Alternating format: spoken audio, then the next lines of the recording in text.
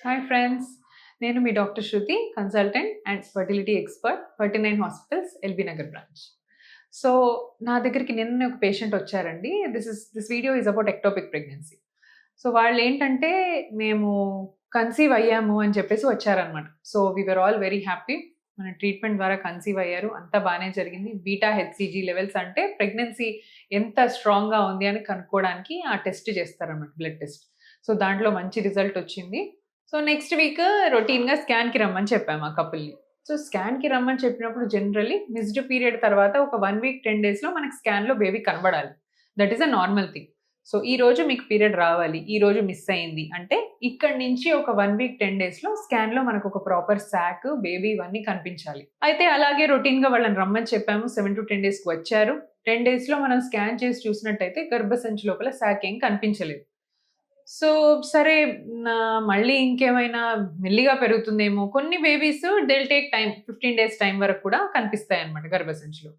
So మళ్ళీ ఒక 4-5 days తర్వాత మళ్ళీ we called them and then we did a repeat scan.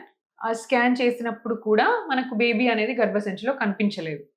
So immediately మనం ఏం చేసాము, వి చెక్డ్ ద ఓవరీస్. ఇప్పుడు నార్మల్‌గా గర్భసంచిలో ప్రెగ్నెన్సీ లేదు. ప్రెగ్నెన్సీ టెస్ట్ పాజిటివ్ ఉంది. పాజిటివ్ ఉంది కానీ బేబీ లేకపోవడం ఏంటి అంటే, అదర్ దాన్ ద యూట్రస్ ఇంకెక్కడో ఇంప్లాంట్ అయింది అని మీనింగ్. సో ఫస్ట్ డౌట్ మనకు రావాల్సింది, ఎక్టోపిక్ ప్లేస్‌లో ఎక్కడైనా ఇంప్లాంట్ అయిందా? మోస్ట్ కామన్ సైట్ వచ్చేసి ఫాలోపియన్ ట్యూబ్. ట్యూబ్‌లో ఇంప్లాంట్ అవ్వడం మోస్ట్ కామన్. ఎందుకు అనంటే, నార్మల్ ప్రెగ్నెన్సీ ట్యూబ్‌లోంచే యూట్రస్‌లో వచ్చి అతుక్కోవాలి. సో ట్యూబ్‌లోంచి వచ్చే వేలో ఎక్కడైనా అది అడ్డుకున్నా, లేదా ట్యూబల్ మూవ్‌మెంట్ సరిగ్గా లేకపోయినా ట్యూబ్‌లో ఆగిపోతది బేబీ. ఆగిపోయి అక్కడే పెరగడం స్టార్ట్ అవుద్ది. సో ఇమ్మీడియేట్‌గా గర్భసంచిలో లేనప్పుడు 2 ట్యూబ్స్ దగ్గర, ఓవరీస్ దగ్గర చెక్ చేసాం. చెక్ చేస్తే రైట్ ఓవరీ అంటే రైట్ ట్యూబ్ దగ్గర ప్రెగ్నెన్సీ ఉన్నట్టు క్లియర్‌గా కనిపించిందనమాట. సో ఇప్పుడేం చేస్తాం? మరి ఈ ప్రెగ్నెన్సీని పుష్ చేసి ఇలా గర్భసంచిలో తేవచ్చా? లేదా అది ఇంకా అంతేనా అంటే, జనరల్లీ ట్యూబ్‌లో ఉన్న ప్రెగ్నెన్సీ వయబుల్ కాదండి. దాన్ని ఖచ్చితంగా మనం తీసేయాల్సిందే. సో వాళ్ళు ఎన్నో ఇయర్స్ తర్వాత ప్రెగ్నెన్సీ వచ్చింది అని హ్యాపీగా ఫీల్ అయిన నిమిషాలు కొన్ని కూడా లేవు. సో వెంటనే అది ఎక్టోపిక్ అని తెలిసింది. అండ్ ఎక్టోపిక్‌లో కూడా బేబీ క్లియర్‌గా కనిపించింది. సో పేషెంట్‌కి ఆన్ అండ్ ఆఫ్ స్పాటింగ్ అవ్వడము, లోవర్ అబ్డామిన్‌లో పెయిన్ రావటము కంప్లెయింట్స్ చెప్పేదన్నమాట. సో ఎక్టోపిక్ అని గుర్తించిన వెంటనే మనం ఎర్లీగా అంటే బీటా హెచ్‌సీ లెవెల్స్ తక్కువగా ఉండి, బేబీకి ఇంకా హార్ట్ బీట్ రాలేదు, చిన్న సైజు సాక్ ఉంది అంటే మెడిసిన్స్‌తో ట్రై చేయొచ్చండి. మెథోట్రెక్సేట్ అని ఇంజెక్షన్ ఉంటది. దీంతో పాటు ఆ ప్రెగ్నెన్సీని దానంతట అదే కరిగిపోయేలాగా చేయొచ్చు. But already out of the hands ఉంది. బేబీకి హార్ట్ బీట్ స్టార్ట్ అయిపోయింది అండ్ చాలా బ్లీడ్ అవుతుంది. ట్యూబ్ గూడా ఆల్మోస్ట్ ఎక్స్‌పాండ్ అయ్యి రప్చర్ అయ్యే స్టేజ్‌లో ఉందన్నప్పుడు ఖచ్చితంగా ఆ ట్యూబ్ రిమూవ్ చేయాల్సొస్తది. సో ఇవి 2 మెథడ్స్. ఒకటి మెడికల్ మెథడ్, ఒకటి సర్జికల్ మెథడ్. మెడికల్ మెథడ్ అంటే ఇంకా చిన్నగా ఉంది, మేనేజబుల్ గానే ఉంది, ట్యూబ్ పగిలిపోయేలాగా లేదు, పేషెంట్ స్టేబుల్‌గా ఉంది అనుకుంటే మెడిసిన్ ద్వారా, ఇంజెక్షన్ ద్వారా దాన్ని కరిగించొచ్చు, అబార్ట్ చేసేయొచ్చు. But already out of hands, there's lot of bleeding going on, patient is very unstable అంటే ఖచ్చితంగా ట్యూబ్ తీసేయాల్సిందే ప్రెగ్నెన్సీతో పాటు. సో ట్యూబ్‌లోంచి ప్రెగ్నెన్సీని సెపరేట్‌గా తీయరాదనమాట. అది బాగా అతుక్కుపోయి ఉంటది ట్యూబ్‌కి. సో మొత్తానికి ట్యూబ్ రిమూవ్ చేయాలి. సో అలా అయ్యేసరికి we had to remove the tube. Tube తీయాల్సొచ్చింది. అండ్ తినకే ఎందుకు ఎక్టోపిక్ వచ్చింది? So this is the question they asked. అయ్యాక అడిగారు, మరి మాకే ఎందుకండి ఎక్టోపిక్ వచ్చింది? ఇన్ని ఇయర్స్ తర్వాత వచ్చింది కదా! సో పేషెంట్‌కి ఏంటంటే ప్రీవియస్‌లీ అపెండిక్స్ సర్జరీ జరిగిందనమాట. సో అపెండిక్స్ సర్జరీ జరిగేటప్పుడు జనరల్లీ రైట్ సైడ్ అపెండిక్స్ ఉంటది. అపెండిక్స్ ఆపరేషన్‌లో ఒక్కొక్కసారి మనం అపెండిక్స్‌తో పాటు కొంచెం ట్యూబ్స్ అక్కడిక్కడ అన్నిటిని టచ్ చేయడం జరుగుతది generally organs.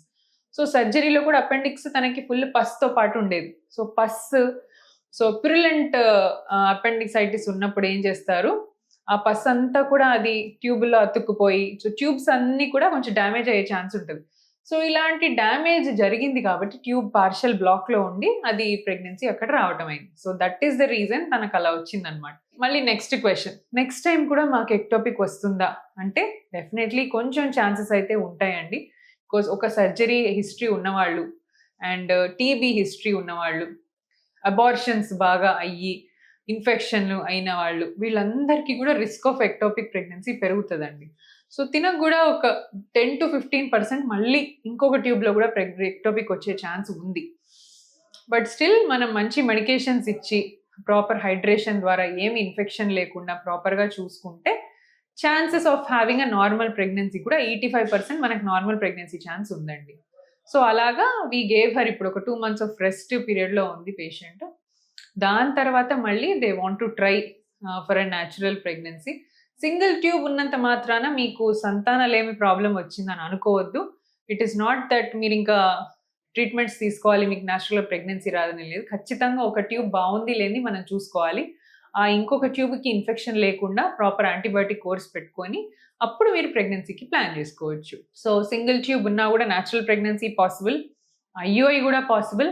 And one more best thing is ఇలా మళ్ళీ ట్యూబ్‌లో మనకు రాకుండా ఉండాలంటే ఐవీఎఫ్ ప్రెగ్నెన్సీలో ఏం చేస్తాము, మనము బేబీని వెజైనా నుంచి ఇంజెక్ట్ చేస్తాం గర్భసంచిలోకి. అదే న్యాచురల్ ప్రెగ్నెన్సీ ట్యూబ్‌లో తయారై ట్యూబ్‌లోంచి రావాలి. సో ఐవీఎఫ్ కింద నుంచి వేస్తాం కాబట్టి మీకు రిస్క్ ఆఫ్ ఎక్టోపిక్ తగ్గిపోతది ఫస్ట్ థింగ్. సో ఇలా బ్లాస్టోసిస్ట్ ట్రాన్స్‌ఫర్ చేయటం వల్ల ఐవీఎఫ్‌లో కొంచెం ఎక్టోపిక్ రిస్క్ అనేది తగ్గింది అని మనం చూసామన్నమాట. సో ఇలా ఆప్షన్స్ ఇవ్వడం జరిగింది తనకి. So right now after 2 months she'll come back. So I hope ఇలా ఎక్టోపిక్ ప్రెగ్నెన్సీ వల్ల మళ్ళీ తనకి సెకండ్ ఎక్టోపిక్ రాకుండా ఉండాలని. సో ఎక్టోపిక్ వచ్చినంత మాత్రాన భయపడడానికి ఏం లేదు. రిస్క్ ఫ్యాక్టర్స్ ఏమున్నాయి, మీరు ఎంత తొందరగా దాన్ని డయాగ్నోస్ చేశారు, అది ఇంపార్టెంట్ అన్నమాట. సో ఎక్టోపిక్ వచ్చినా మంచి రేడియాలజిస్ట్ లేదా మీ గైనకాలజిస్ట్ పికప్ చేసుకున్నారు ఎర్లీగా అనుకుంటే మెడిసిన్ ద్వారా కూడా మీరు ట్యూబ్‌ని సేవ్ చేసుకోవచ్చు. So this is about ectopic pregnancy. Thank you.